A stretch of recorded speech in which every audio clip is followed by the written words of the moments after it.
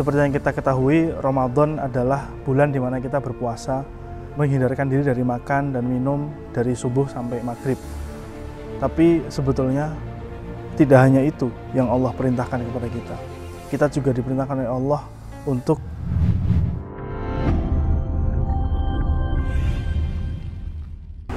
Bismillahirrahmanirrahim. Assalamualaikum warahmatullahi wabarakatuh. Teman-teman Nur Hidayah, alhamdulillah ketemu lagi dengan kajian Ramadan Nur Hidayah. Pada kesempatan kali ini kita akan membahas tentang bagaimana kita membersihkan hati di bulan Ramadan. Seperti yang kita ketahui, Ramadan adalah bulan di mana kita berpuasa, menghindarkan diri dari makan dan minum dari subuh sampai maghrib. Tapi sebetulnya tidak hanya itu yang Allah perintahkan kepada kita. Kita juga diperintahkan oleh Allah untuk membersihkan hati kita dari rasa marah, rasa dengki, ya. Kemudian ada juga kita dilarang untuk mengucapkan hal yang tidak baik, ya. Maka di situ adalah sarana yang paling baik untuk membersihkan hati kita. Kita sehari-hari sudah bertemu dengan banyak orang, berjumpa dengan banyak urusan, menyelesaikan berbagai masalah. Maka sudah sepantasnya pasti dalam hati kita banyak kotoran. Kita punya hati, kita punya perasaan yang mana itu sehari-hari berinteraksi dengan segala urusan. Maka ini sangat penting untuk hati kita agar supaya dibersihkan di bulan Ramadan ini. Kenapa? Karena ternyata perasaan, pikiran kita itu sangat mempengaruhi siklus hormonal tubuh kita, mempengaruhi seluruh organ-organ dan sel dalam tubuh kita. Ketika kita sering mengalami stres, maka tubuh kita juga akan merespon. Tubuh kita ajak komunikasi tapi dia tidak bisa dibohongi. Jadi tubuh kita bisa merasakan, bisa tahu apa yang kita alami semuanya. Jadi ketika kita stres, ketika kita sedih, ketika kita tidak bisa menerima keputusan Allah, maka semua itu sebenarnya berat bagi tubuh kita. Maka pada bulan Ramadan ini, mari kita bersihkan hati kita. Caranya adalah yang pertama, kita mentazkiyatun nafas, ya. Kita bermuhasabah, kita merenungi apa saja kesalahan-kesalahan kita, apa saja yang sudah terjadi pada diri kita yang kita belum bisa menerima.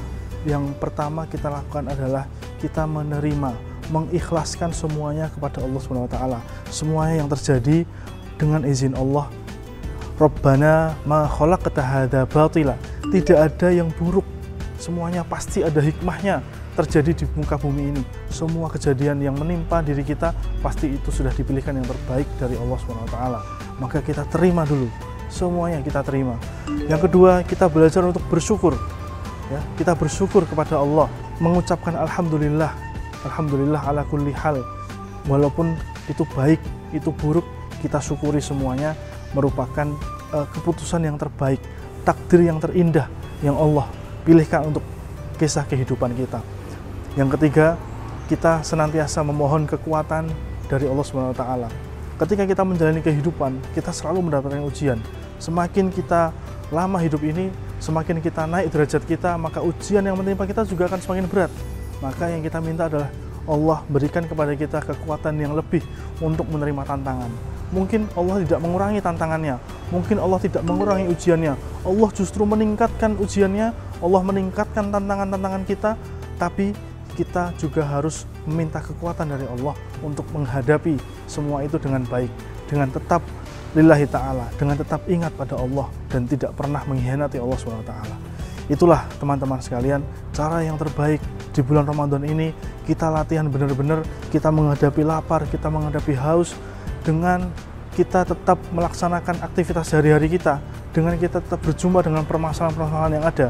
Maka kita harus melatih diri kita, melatih hati kita, membersihkan diri kita dan dari segala kotoran-kotoran yang ada, dan kemudian mengembalikan semuanya kepada Allah SWT sebagai tumpuan hidup kita, tujuan hidup kita. Inna sholati wa nusuki wa mahyaya wa mamati lillahi rabbil alamin. Sekian dan demikian dari saya, kurang lebihnya mohon maaf. Wassalamualaikum warahmatullahi wabarakatuh.